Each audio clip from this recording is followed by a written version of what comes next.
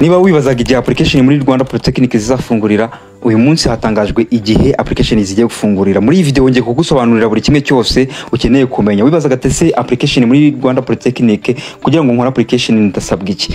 Icyo wamenya nuko icyo usabwa niba warize TVET cyangwa se warize General Education muri NESA ukiga MCB Sciences, ukiga Humanities like Hege, Mege cyangwa se indimi RKK za LFK n'izindi cyangwa indi combination yose. Ntucikanwe n'iyi video kuko harimo amakuru ingenza kureba, kuko harimo ama programs ziwemerewe kwigamo. Icyo nakubwira, ushobora gukora application muri Rwanda Polytechnic, wabura amahirwe hamwe ukaba wakorana application muri University of Rwanda kugira ngo hongererwe amahirwe kugira ngo ube wabona buruse. Icyo usabwa ni ukuzajya ukurikira amakuru tubagezaho buri gihe kugira ngo tubasobanurire buri kimwe ukwiye gukora kugira ngo bigufashe mu rugendo rwawe rwo kugira ngo ubone buruse yo kwiga cyangwa se ukomeza amasomo yawe ndetse mu bintu bitandukanye. Niba uri mushya ku rubuga rwacu, mwibutsa ko hano ari ahantu hanyahuri hatanga amakuru yizewe, aha uhakura amakuru ya jobs, internship ndetse n'ama scholarships atandukanye n'andi makuru yose y'ingenzi yagufasha mu buzima bwa buri munsi. Stay touch, kora subscribe kugira ngo tujye tubana muri munsi muri updates tubagezaho z'ingenzi. Muraho neza, ikaze ku muyoboro mugari wa Scholars, muri kumwe na Elisa nk'ibisanzwe. Uyu munsi rero Rwanda Polytechnic ikaba yashyize hanze announcement itangaza igihe application muri Rwanda Polytechnic zizatangirira, nk'uko binyuze kuri website yabo bigaragara ku itangazo ryashyizweho uyu munsi nk'uko mubibonye hano muri announcement. So ku bantu bose bifuza gukora application, iyi application yo muri Rwanda Polytechnic iri kureba abantu bose basoje muri NESA, babara basoje uyu mwaka wa 2024 ndetse n'abantu bose basoje muri TSS mu mashami atandukanye, nk'uko ngiye kubasobanurira buri kimwe kugira ngo ube wemerewe gukora application. Niba warasoje muri Sciences cyangwa warasoje muri Trades za Mechanics ndetse n'izindi zose, iyi video ntigucike kuko urakurikira akantu ku kandi mbabwira ibisabwa, ibintu byose ugomba gutegura kugira ngo ukore iyi application neza. Ikindi ugomba kumenya neza ati iyi programu ngiye ku applyingamo niyo nemerewe, kuko ntago ari gupfa kuza ukora application aho ubonye hose. Ugomba gukora application bitewe n'amakuru y'ingenzi wahawe yuko wemerewe gukora ibintu muri specific program bitewe n'ibyo wize. So rero duhereye kuri announcement ya Rwanda Polytechnic iravuga ati guhera ku itariki 19 z'uku kwezi kwa gatatu kugeza ku itariki 10 z'ukwezi kwa kane 2025 application za Rwanda Polytechnic zizatangira, haba ari ku banyeshuri bashaka kwiyishyurira ndetse n'abanyeshuri bashaka kwishyurirwa na government. So government sponsored na self or private sponsored academic year 2025 2026 izatangira guhera ku itariki ya 19 ari ku munsi wa gatatu. Ubu ikintu kijyanye n'aya ama programs, ikintu wamenya nuko muri Rwanda Polytechnic batanga iyo bita advanced diploma ndetse hari niyo na program cyase yitwa Bachelor of Technology, nk'uko byagiye biba bitangazwa mu buryo butandukanye. Mu kugira ngo umunyeshuri ya applying nuko agomba kuba yujuje ibintu bikurikira. Ikintu cya mbere ugomba kuba ara completing senior 6 cyangwa se warasoje level 5 ufite result slip cyangwa certificate itangwa na NESA, cyangwa se ari umuntu wize hanze akaka iyo bita equivalence.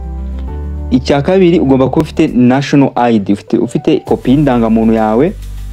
Ku munyeshuri uri international waturutse hanze y'u Rwanda agomba kuba ufite valid passport. Ikindi ugomba kuba ufite valid email and password, ufite password na email bikora neza, ufite email ikora neza ndetse wibuka na password yayo. Icya kane ugomba kuba ufite amafaranga 5,000 agomba kwishyurwa kuri konti ya Rwanda Polytechnic, nk'uko igenda itangwa mu buryo bwuzuye kugira ngo wishyure neza, wemererwe guhitamo ama programs nk'uko bisanzwe. Abantu benshi basanzwe abaje bakora application bagiye babizi ko aya mafaranga ugomba kuba ufite ukayatanga. Ikindi kintu ugomba kwitondera hano, mu kintu ugomba kwitondera selection ndetse no gwa admission, abanyeshuri bagiye bakora application bizagendera kuri academic performance. Abanyeshuri basoje secondaire imbere ya 2024 nibura umuntu ugomba gukora application ni umuntu ugomba kuba ufite principal pass ebyiri. Umuntu ufite principal pass wese ebyiri ariko akaba yarasoje imbere ya 2024 yemewe gukora application muri Rwanda Polytechnic. Hanyuma ikindi kintu ugomba kumenya nuko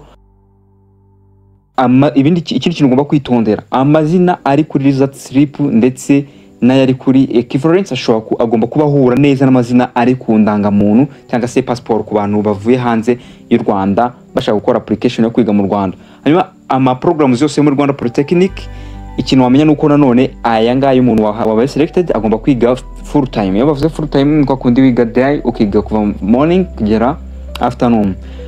Na weekend program cyangwa izindi programs zo kuvuga ngo evening nago zihari, hari full time basis. Ikindi umunyeshuri uzaba selected akaba admitted muri program yahisemo kuma selected applicants bazaba admitted ma programs bagiye bachuzinga bitewe nuko nyine RP izaba yabipanze. Umuntu wamaze gukora application ikindi ugomba kumenya nuko ahabwa email kuri email ye imubwira ko application ye yamaze kwakirwa.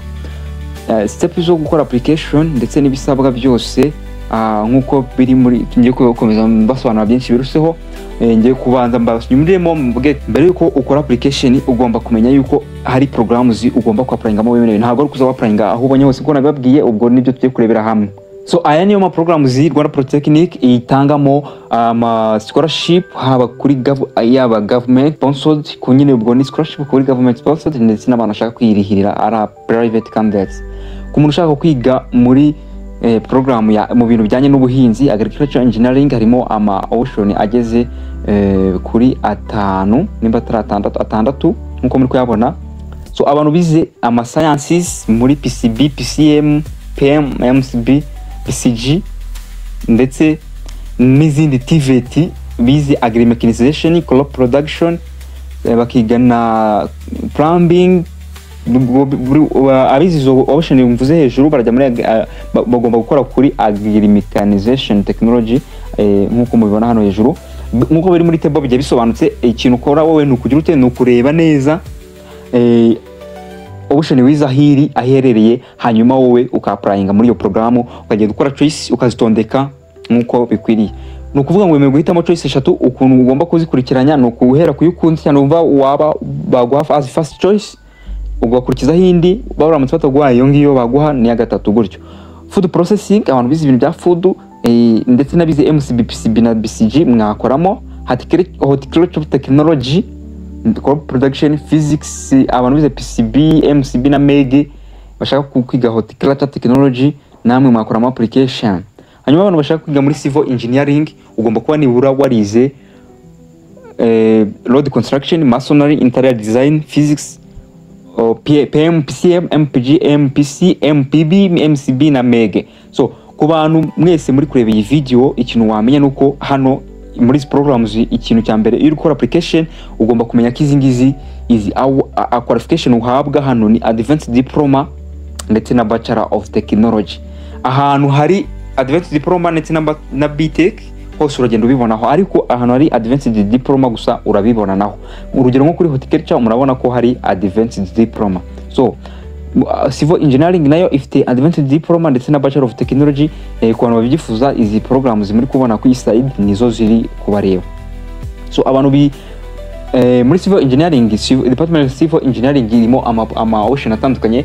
So ibari department ariko irimo nka construction technology. So ushaka kuza mu gukora choice ugahitamo construction technology, kongera ugahitamo quantity surveying ndetse na land surveying. So muri civil engineering harimo izi option 3 nko bazibonye.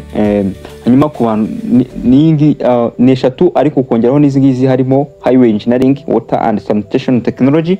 Ku bantu bifuza kwiga izi programs murareba kuri izi side nyine mu tora mu programs electronic and telecommunication technology muri department ya electrical and electronics engineering. Izi programs umuntu wize bimwe muri ibi nawe yemerewe gukoramo. Izi programs nkuko ari muri kuzireba ni nyinshi cyane uko zitandukanye zose. Ikintu usabwa wowe no gukurikira hano nka ku guiding uburyo ugiye kubona document urajya muri description ya video cyangwa muri comment, hanyuma ube wayibona ko ndabahereza link ya accessinga iyi website kugira ngo uricinge kuri izi documents.